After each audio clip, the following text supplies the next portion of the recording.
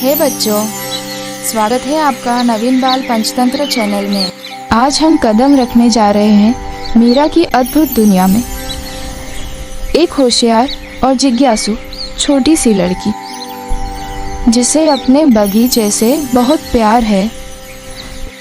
उसका सबसे पसंदीदा कोना है एक लकड़ी का छोटा झूला जो बड़े आम के पेड़ से लटका हुआ है। हर सुबह वह भागते हुए बाहर जाती है, फूलों को नमस्ते करती है, पत्तों को प्यार से छूती है और अपने सबसे अच्छे दोस्त मिठू से बातें करती है। वह एक चालाक हरा तोता है। मिठू सिर्फ शब्दों की नकल नहीं करता बल्कि मीरा की भावनाओं को समझ भी है। इसी वजह से वह उसके हर रोमांच में उसका सच्चा साथी बन गया है।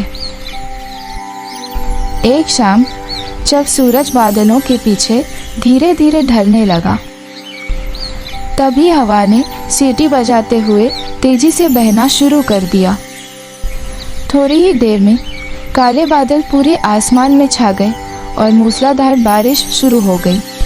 गरजते बादल गूंजे और पूरा बगीचा हवा में झूमने लगा।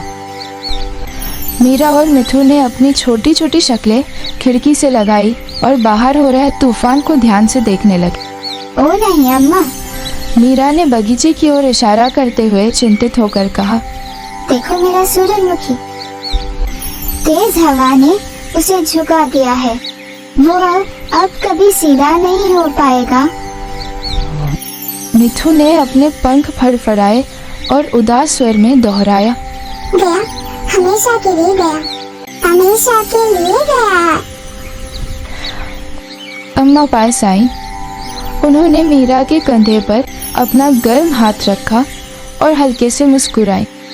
इतनी जल्दी फैसला मत करो मेरी प्यारी, उन्होंने धीरे से कहा। कभी कभी सबसे कठिन तूफान ही हमें सबसे मजबूत सबक सिखाते हैं। मीरा ने चिंतित नजरों से अम्मा की ओर देखा। लेकिन अम्मा, इतना कमजोर पौधा तूफान का सामना कैसे कर सकता है? उसने मासूमियत से पूछा। अम्मा हल्के से हंसी। यही तो मेरी बच्ची, अब तुम कुछ खास सीखने वाली हो।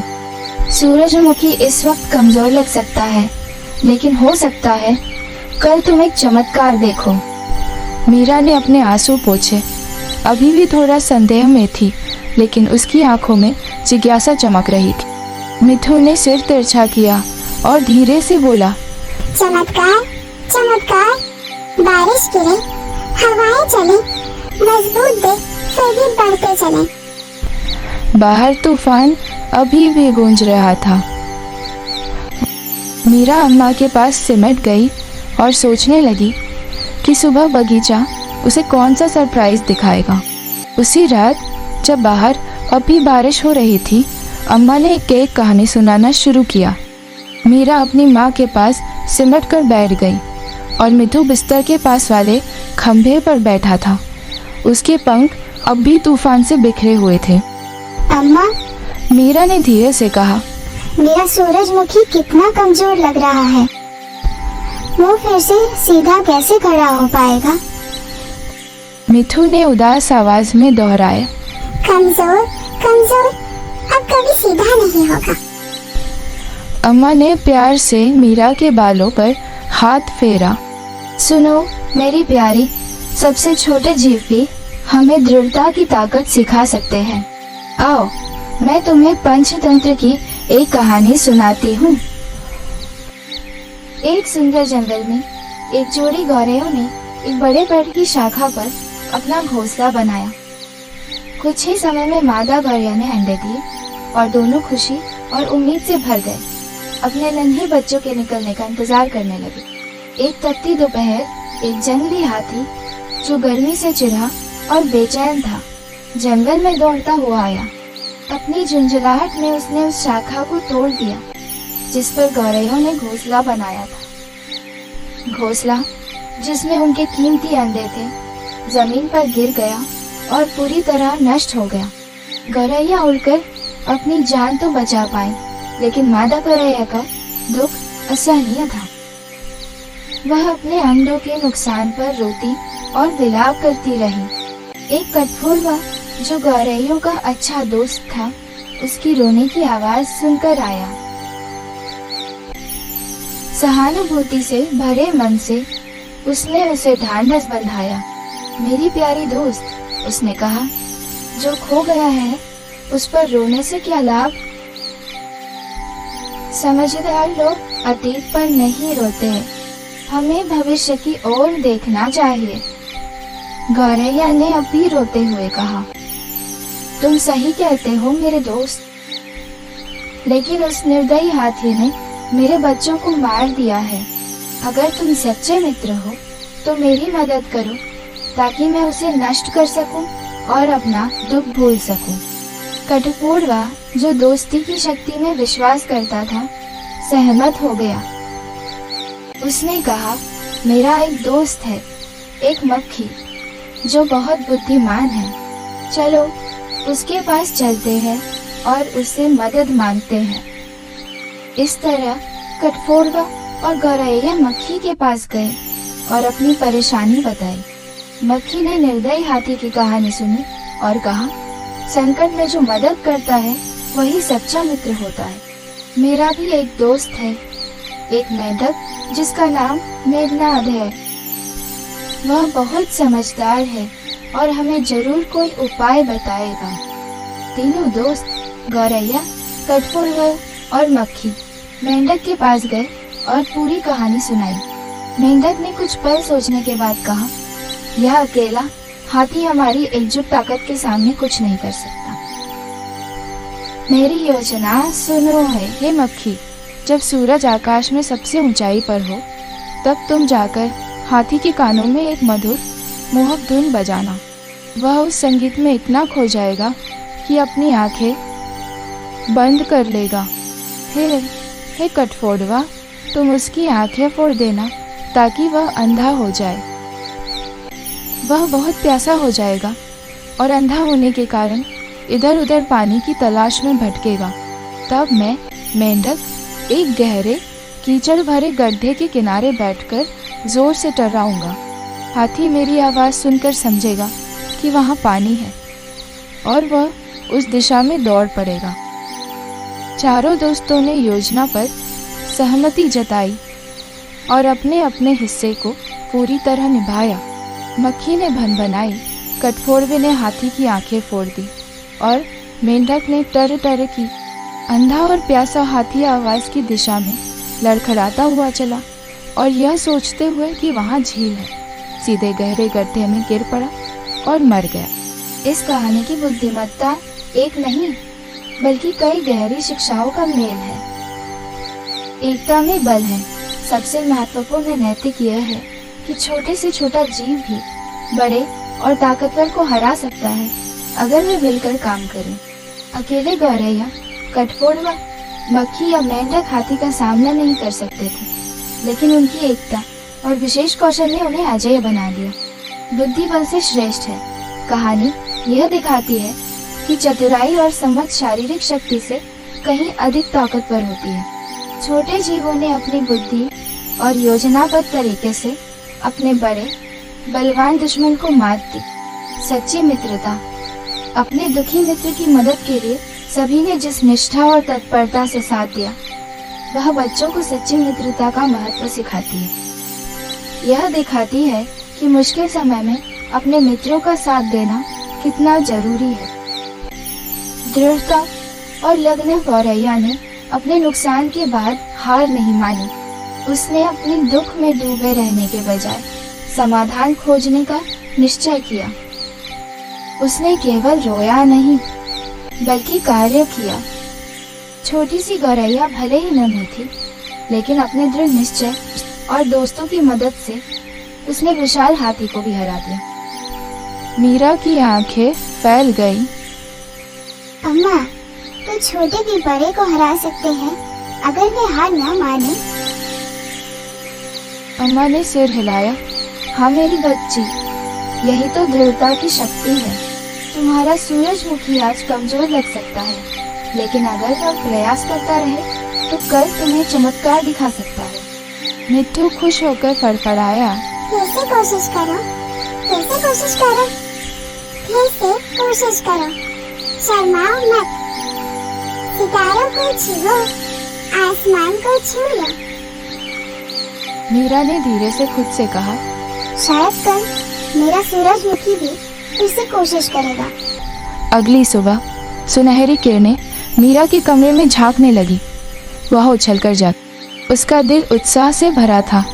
मिट्ठू जो खिड़की पर आधा सोया हुआ बैठा था, पंख फैलाते हुए जम्हाई लेने लगा। मीरा ने जल्दी से कहा, मिट्ठू चलो, मुझे अपने सूरजमुखी को देखना है। मिट्ठू ने नींद में ही पलकें झपकाई और धीरे से बोला, जाओ जाओ सूरजमुखी। मीरा नंगे पांव बगीचे दौड़ी। उसकी चोटी पीछे पीछे लहराने लगी। जब वह सूरजमुखी के पास पहुंची तो ठिठक कर रुक गई। उसका मुंह आश्चर्य से खुला रह गया। वह सूरजमुखी जो तूफान में इतना झुक गया था, अब फिर से सिर उठाने लगा था। उसका तना अभी थोड़ा कमजोर था, पर वह साहस से सूरज की ओर खींच रहा था। मीरा ने ताली बजाई। मिट्ठू देखो, मेरा सूरजमुखी फिर से खड़ा हो गया। मिट्ठू ने पंख फड़फड़ाए। फिर खड़ा, फिर कोशिश। मीरा पौधे के पास घुटनों के बल बैठ गई और धीरे से बोली, तुमने हार नहीं मानी, बिल्कुल उस चिड़िया की तरह जिसके बारे में अम्मा ने बताया। उसने तने को हल्के से छुआ ताकि उसे चोट न लगे। लेकिन तुम अभी कमजोर हो। चिंता मत करो, मैं तुम्हारी मदद करूंगी। इतने में अम्मा हाथ में एक छोटा पानी का बर्तन लिए बगीचे में आई। उन्होंने मीरा की खुशी देखी और मुस्कुराई। अम्मा, मीरा ने पुकारा। आप सही थे। मेरा सूरजमुखी आज और मजबूत है। उस चिड़िया की तरह इसने हार नहीं मानी। अम्मा झुककर बोली, हाँ मीरा, यही तो दृढ़ता है। तूफान हमें झुका सकता है, लेकिन अगर हम कोशिश करते रहें तो हम फिर उठ सकते हैं। मीरा ने थोड़ी देर सोचा, फिर पास पड़ी एक छोटी लकड़ी उठाई। उसने उसे सूरजमुखी के पास सावधानी से बांध दिया ताकि उसे सहारा मिले। देखिए अम्मा, अब इसे अकेलापन नहीं लगेगा। अम्मा गर्व से मुस्कुराई। बहुत अच्छा मेरी बच्ची, छोटी सी मदद भी किसी को मजबूत बना सकती है। मिट्ठू ने मजाक में अपनी चोट से दूसरी लकड़ी बांधने का नाटक किया और गोल गोल कूदने लगा। मदद मदद। यह देखकर मीरा जोर से हंस पड़ी। मीरा ने सूरजमुखी से फुसफुसाकर कहा, चिंता मत करो छोटे से, मैं अम्मा और मिट्ठू तुम्हारे साथ हैं। तुम फिर खिलोगे। सीधे खड़े रहो, रोशनी की ओर देखो, लगातार कोशिश करो, पूरी शक्ति से झुको। अगली ही सुबह मीरा बगीचे की ओर दौड़ पड़ी। उसके छोटे छोटे पैर जमीन पर थपथपाते हुए भाग रहे थे। मिट्ठू उसके पीछे उड़ता हुआ बोला, गो गो सनफ्लावर शो। जब मीरा अपने सूरजमुखी के पास पहुंची तो उसकी आंखें खुशी से चमक उठी। अब पौधा पहले से भी ज्यादा सीधा खड़ा था। उसकी पत्तियां और चौड़ी हो गई थी और उसका सुनहरा चेहरा आसमान की ओर ऊंचा झांक रहा था। भले ही वह अभी कोमल था, लेकिन अब वह और साहसी दिख रहा था। मीरा ने ताली बजाई। अम्मा अम्मा, जल्दी आओ, देखो आज यह कितना मजबूत हो गया है। अम्मा अपने सुबह के काम पूरे करके अपनी साड़ी से हाथ पोंछती हुई वहां आई। वह झुककर सूरजमुखी को ध्यान से देखने लगी। हाँ, देखो यही है दृढ़ता की।